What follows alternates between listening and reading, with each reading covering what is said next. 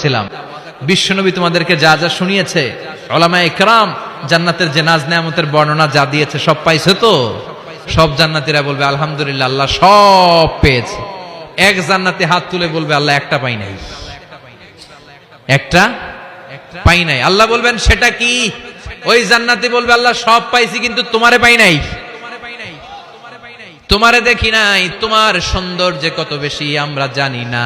দুনিয়া সুন্দর, মানুষ সুন্দর, আসমান সুন্দর, জামিন সুন্দর, সুন্দরে সুন্দরে পাল্লা, জানি না কত সুন্দর তুমি আল্লাহ, জানি না কত সুন্দর তুমি আল্লাহ। ঠিক কিনা? আল্লাহ সব পেয়েছি, একটা জিনিস পাই নাই। কি পাও নাই? তোমারই তো পাই নাই। যে আল্লাহ সব দিল তারা তো পাই নাই। আল্লাহ বললেন ঠিক আছে, আমি আমার সৌন্দর্য এখন তোমাদের সামনে প্রকাশ করব, আমার গোপন রহস্যের ভেদ আজকে আমি জান্নাতীদের সামনে প্রকাশ করে দিব। কোন সুবহানাল্লাহ।